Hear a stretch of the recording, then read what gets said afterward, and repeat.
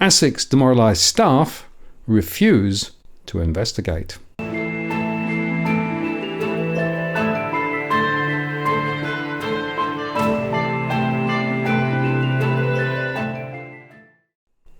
Martin North, John Adams, in the interests of the people.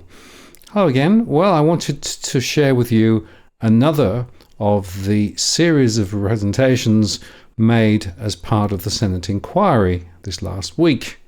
And this one is another killer insofar that it really gets to the heart of ASIC's cultural problems. So once again, Senator Bragg is leading the questioning, and I'll leave you to listen to the conversation. Okay, the committee will resume, and I now welcome Mr. Bill O'Chee. I understand that information on parliamentary privilege and the protection of witnesses giving evidence to Senate committees has been provided to you. For the Hansard record, could you please state your full name and capacity in which you appear? My name is William George O'Chee. I'm a former senator, and I am appearing in my own right as a management consultant. Okay, thank you very much. Do you have an opening statement, Mr. O'Chee? Yes, with the indulgence of the committee, I'd like to make a few observations as I have not had the opportunity to prepare a submission due to the short time.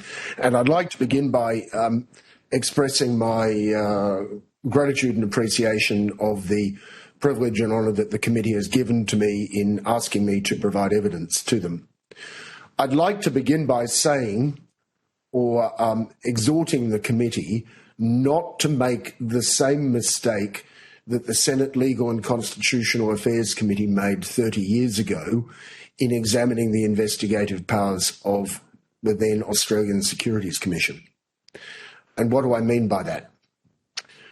The inquiry, which ran for almost 3 years in the 90s, was initiated by concerns about the failings of the investigative functions of the ASC. And initially it arose out of something called Osthome Investments. But the mistake we made was as legislators, we became captives of the legislation.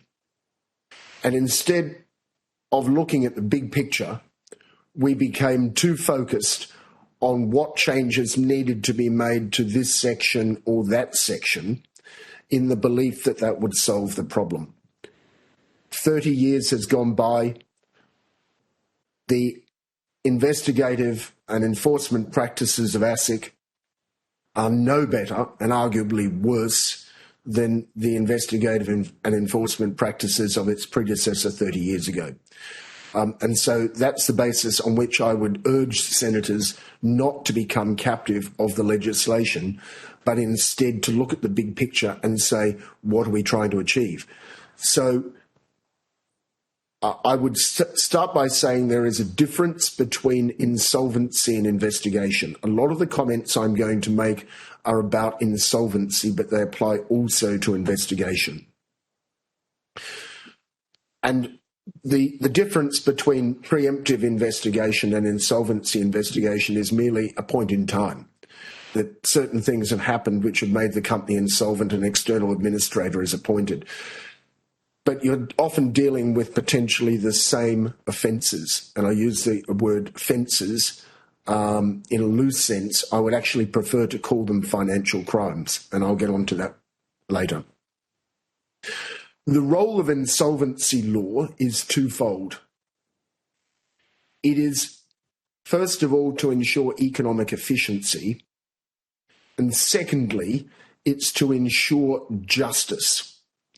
And when I use the word justice, I think in terms of what the Emperor Justinian said in the sort of 7th century, that justice is the constant and perpetual desire to render to each person that which is their due. For reasons that will become obvious as I go through this, it is very clear that ASIC is not rendering justice to the victims of financial crime. Now, this is also a problem because insolvency law is necessary to ensure that what are essentially moribund assets are repurposed, and that monies which are owing by corporations are repaid to creditors so that it can then be put into the efficient operation of the economy. And so I think it's appropriate to look at, when we look at insolvency, and remember, insolvency cases are just part of the broad gamut of financial crime in Australia for which ASIC notionally has responsibility. I think it's really, really useful to look at ASIC's own statistics. And I note the opening statement made by the chair of ASIC to this committee earlier on this year, in which it was said, well, you know, ASIC is both proactive and sort of retrospective.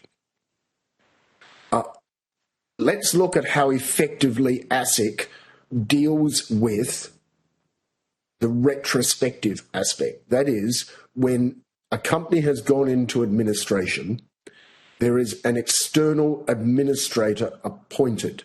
So you've already got an independent investigator digging into the company and making a report. And the statistics I'm going to use come from report 645 by ASIC, which is Insolvency Statistics, External Administrators Reports for the year 2018-19. Now, I do apologise to the committee in the short period of time I haven't had a chance to produce this material for you, but I'm happy to give an undertaking to actually pull this stuff out and put it into a single document that will be available. What is the extent of the losses involved in companies which become insolvent? If you go to table 34 of report 645, it lists all the broad gamut of deficiencies of assets to liabilities in companies.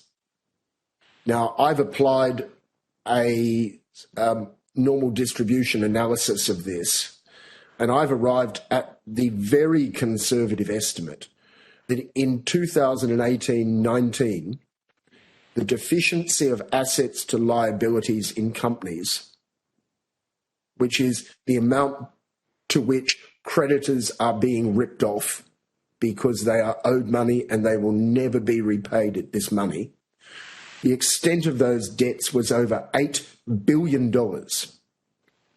in 2018-19. Now, let's put that into perspective. People get very worked up over cybercrime. Cybercrime in the 21-22 year, I think, was estimated at $3.1 billion. Now, for a whole heap of reasons, which I'll outline when I write something, my estimate is extremely conservative. And the most important reason is that in many cases, the company has not maintained adequate books and records, and so the administrator cannot get full extent of the debts that the company has racked up. And in table 28, I believe, in table, there's another table, I don't have the number, I do apologise. $1 billion of those debts were owed in the form of taxes and unpaid Commonwealth charges. So the Commonwealth is losing $1 billion a year in deficiencies of assets to liabilities.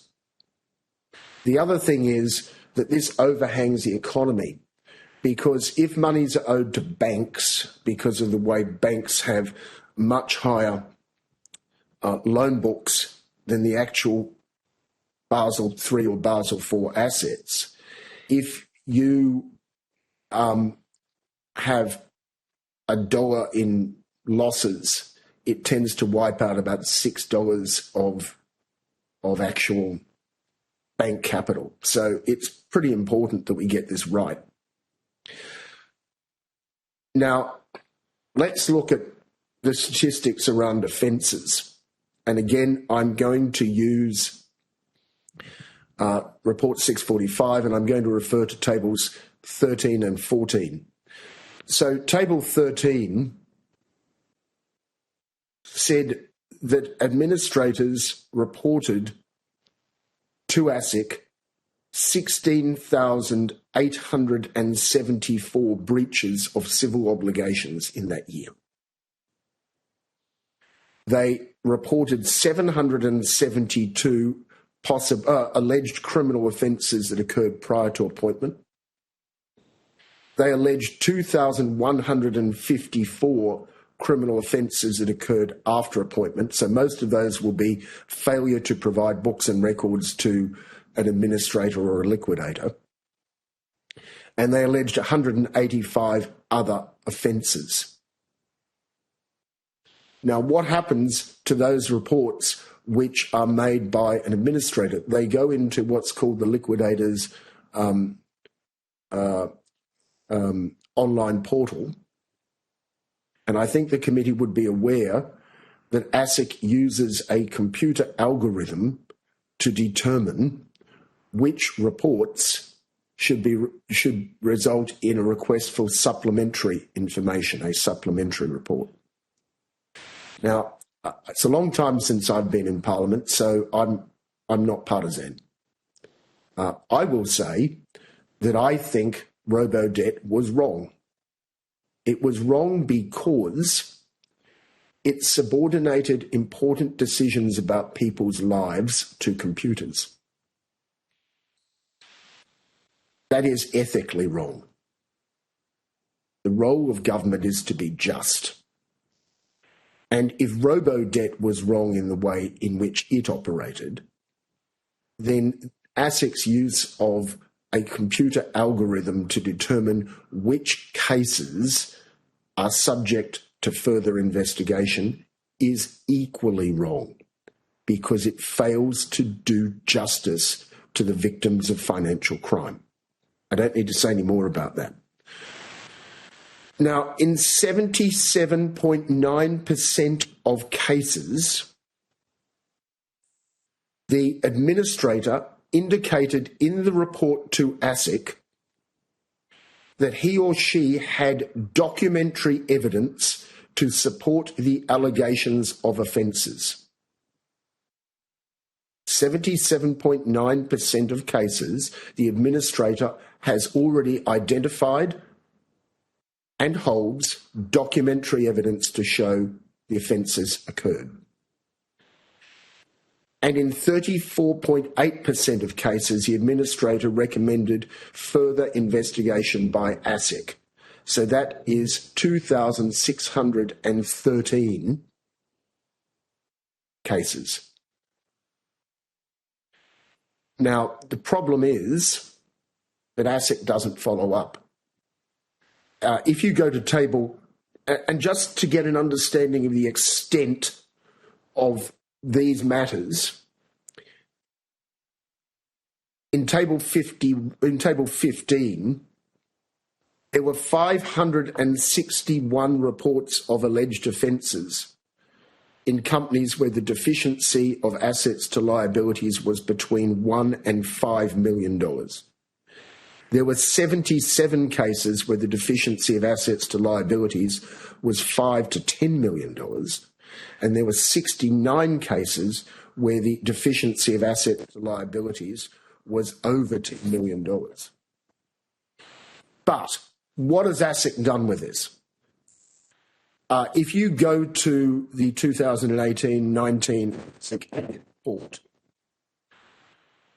they acknowledge that there were 8,106 reports from insolvency practitioners that year.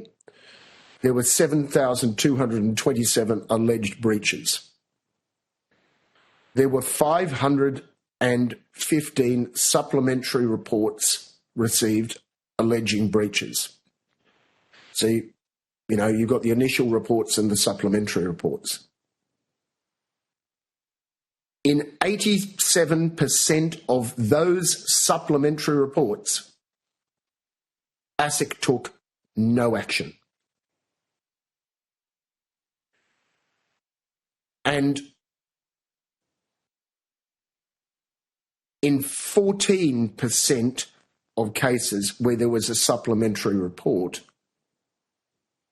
13% of cases, action was taken. But that results in only 1.8% of cases where there is an alleged criminal offence actually being investigated by ASIC. And that is simply not good enough. No matter how ASIC spins it, it is not good enough because it is not doing justice to the victims of financial crime. And when you look at the numbers, so you've got 515 supplementary reports, you've got 13% of that. We're not even, it would barely be enough to touch the cases over $10 million. So what is the solution? The solution is to treat these offences as financial crimes and have them investigated, or ones over a certain threshold, investigated by a financial crimes unit inside the Australian Federal Police. Because the AFP already do investigate financial crime, particularly cybercrime, and other types of crime. ASIC will say, and have said in the past, that they have particular skill sets and expertise that make them the appropriate people to investigate matters to do with the Corporations, the Companies Act, the Corporations Act. I will say that's just not true. On the basis of this evidence, they lack neither the expertise nor the willpower nor the capacity to do the investigations. Their excuse will be that they use a risk analysis framework to determine the cases. Well, they don't. They're not really measuring risk. They're certainly not measuring risk to consumers. It's actually a convenience test. And the reality will be that in most cases, you will not be prosecuted by ASIC unless you confess to having committed an offence. That's right. And why should the Australian Federal Police do it? Because the Australian Federal Police have powers that ASIC don't have. So it's a lot easier for a lot easier for the AFP to get a warrant to search premises than it is for an administrator or for ASIC. In ASIC's 2018-19 annual report, they indicate that they obtained only 66 search warrants and they related to only 13 cases. And that's because under the Corporations Act, you actually have to make an application in court to the federal court to obtain a search warrant. And you also have to obtain leave to make an ex parte application if you don't want the respondent to know you're about to exercise a search warrant. ASIC's normal course of conduct is to issue a notice to the director to produce books and records. But the effect of that, of course, if you give them 7 or 14 days to produce the books and records have disappeared. The Federal Police, however, can get a warrant by going on oath to a magistrate, and they don't have to seek leave for it to happen ex parte.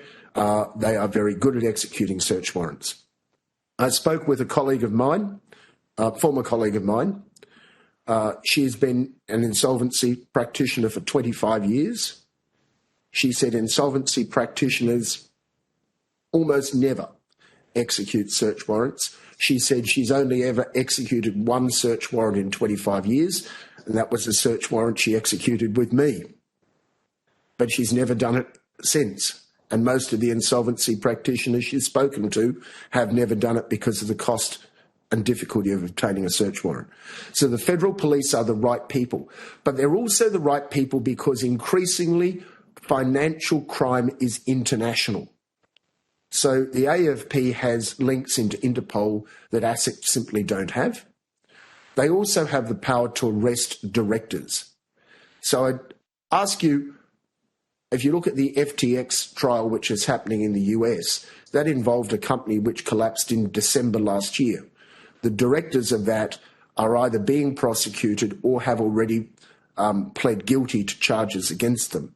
If that happened in Australia, because there is no power to arrest, the directors would all be overseas and outside the jurisdiction. So I think the case for taking it outside ASIC is very, very clear. I have absolute confidence that you'll get better outcomes. And, you know, if we started to arrest miscreant directors, it would send a massive signal to people who are involved in financial crimes using companies that it's no longer good enough. And I'm going to end with one very simple explanation, and then I'm looking forward to taking questions. The whole reason for companies existing in the first place, if we go back to the 17th century, was to enable the aggregation of capital for investment. That's still the role that many companies play today, especially when investors are involved. As soon as you aggregate capital, you create a bigger target for corporate criminals. And if I was a criminal, I know I could get away with a lot more using a company than I could by defrauding under my own name, because you create a buffer between yourself and your offences. It makes it very easy to lose the records, but more importantly, you can get more victims quicker and in much greater amounts. So we now have to say, all right, well, we have massive financial crimes involving corporations. It is now time to stop treating these criminals as gentlemen who should be given special treatment under the Corporations Act, and instead treat them as the financial criminals they are and have them investigated by the AFP. And Mr. Chairman, on that note, I'll cease what was a long introduction. I'm happy to answer questions. Thank you very much, Mr. O'Chee, and thank you for making your time available today. I want to start by going back to the initial inquiry that you established back in May 1993. So the basis of this inquiry was more than just complaints handling, though, wasn't it? There had been some significant malfeasance at the time. Could you give a sense of how the ASC engaged with the Senate committee during that inquiry? I think the ASC engaged with the Senate committee in the same way that ASIC is engaging with the Senate committee now. In other words, they're saying, look, we do a wonderful job.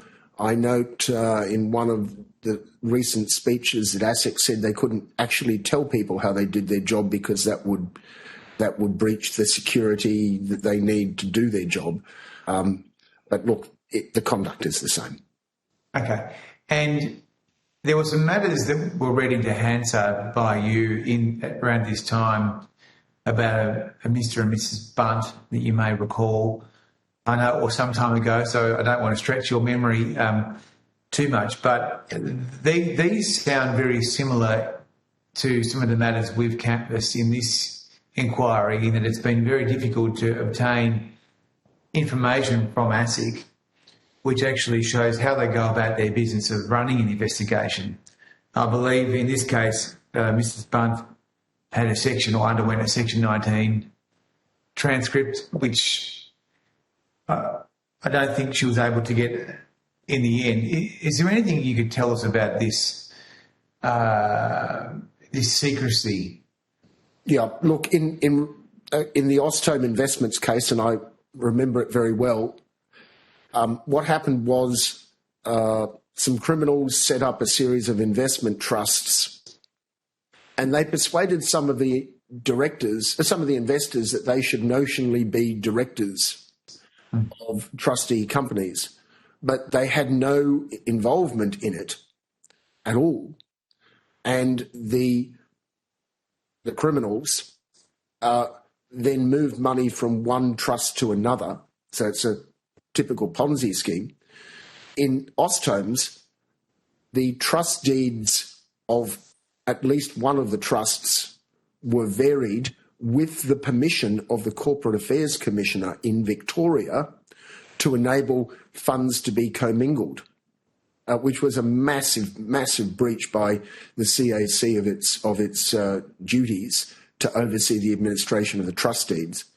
And then ASIC went after the investors, thinking that they were the promoters of the scheme because they were notionally directors, and they were subjected to Section 19 examinations.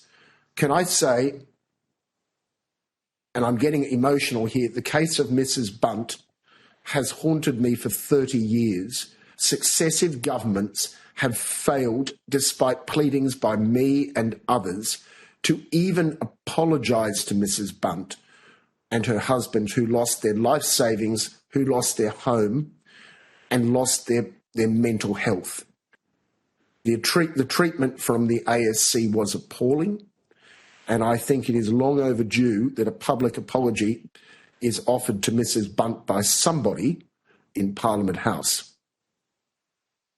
Okay, and in the case of Mrs. Bunt, was she able to get a handle, or was she able to obtain her Section 19 transcript in the end? I can't recall. I know she had great difficulty. I cannot recall. I do apologise. Yeah, okay. Because this idea that the investigative methods are secret has troubled our committee throughout the course of our investigation. We haven't been able to understand exactly what law enforcement methods are so secret that they can't be told to the committee even in private. Do you have any, can you help us with this at all? Oh, yes, I can, because I've had many dealings, over the years when I was winding up companies with ASIC. Section 19 was used to compel people to give evidence. They mismanaged it. What they do is they get directors in, they require them to give evidence, but there's no real investigation because the investigation has largely already been conducted by the insolvency practitioner, because the insolvency practitioner is the one who has gathered up all the documents. There might be, I could theoretically imagine some circumstances where ASIC might be able to get some records that the insolvency practitioner couldn't. But the insolvency practitioner, because they are an officer of the company, have a power to issue notices to third parties who hold information to produce that information.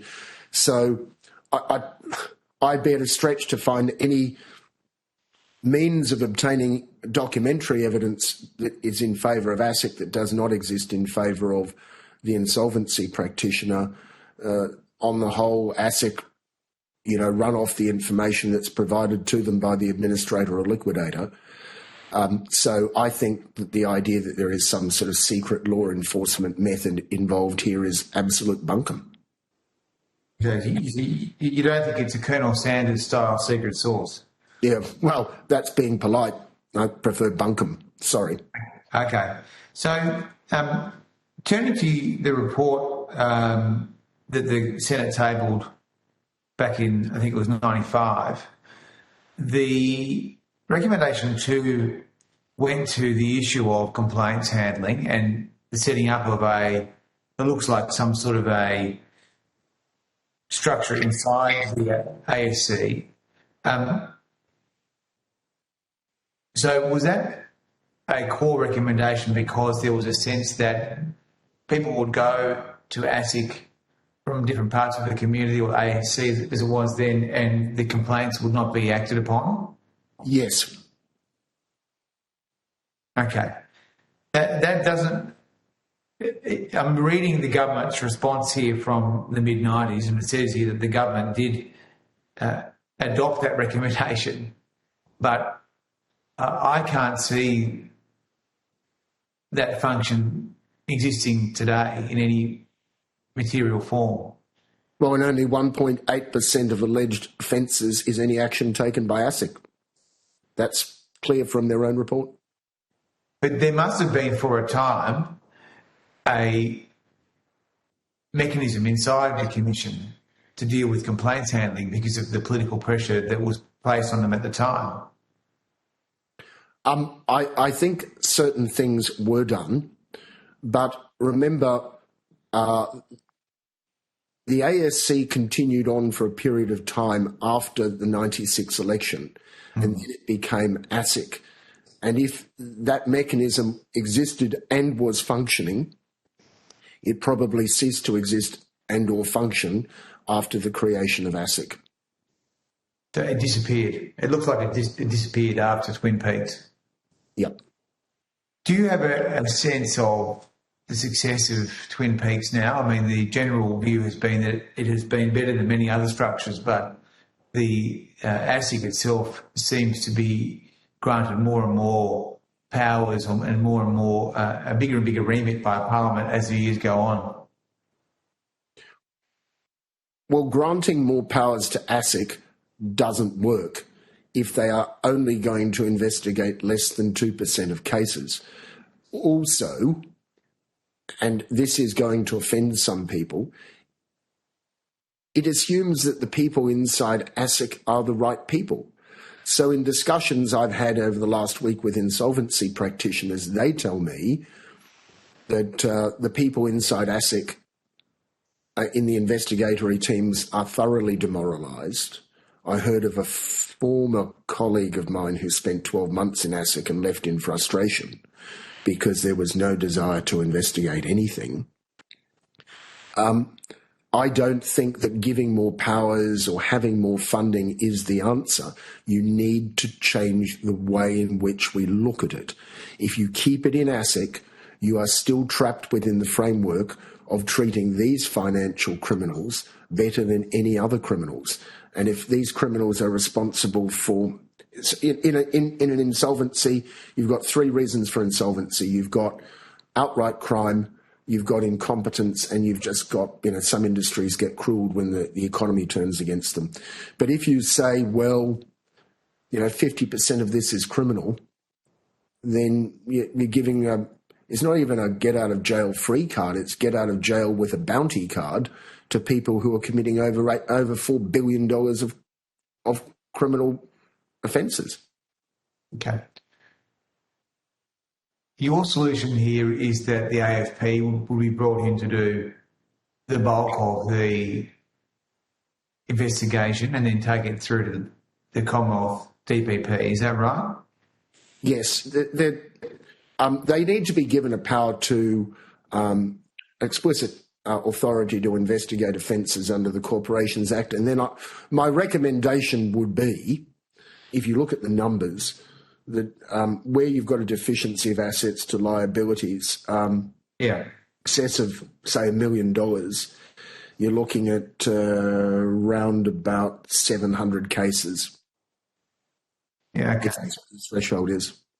So given the committee, the Legal and Constitutional Affairs, I think it was, from the mid-90s, ran the parallel inquiry. I mean, at that time, corporate law was vested in the AG's department, wasn't it? Yes, it was. Yeah. And what did you think about the AG's department's capability to look at this area of corporate law and law enforcement? Well, I will say that my colleagues and I were possibly a little bit naive in accepting some of the assurances. I hate to say it, but let's be honest. I think we were too willing to accept assurances, and with the benefit of hindsight, I wouldn't have gone that way. Okay. So, in summary, your testimony and advice is that, reflecting upon the parallel inquiry from 30 years ago, it didn't look at the matters in a structural sense. It was too focused on shifting existing laws. That's correct. We were too focused on the operation of particular provisions of the Act, and we never really got to grips with corporate financial crime as corporate financial crime. And that's where I think we got it wrong. And I hate to say it, I think we let down the Australian public. At the time, we thought we had done a great job, and everybody said, oh, what a great report it was. But I think we got it wrong. Okay. Well, look, thank you very much, Mr. O'Chee, for taking the time to be with us today at the hearing. So there you have it. Yet more evidence about the lack of leadership and the cultural norms that are actually haunting ASIC at the moment. Time for radical transformation and change, as we've said before. Well, we'll probably come back with some more conversations about ASIC, but this at least gives you yet more food for thought. Once again, it confirms the hypothesis that John and I have been running with, that ASIC is simply not fit for purpose. Martin North, John Adams, in the interest of the people. We'll see you next time.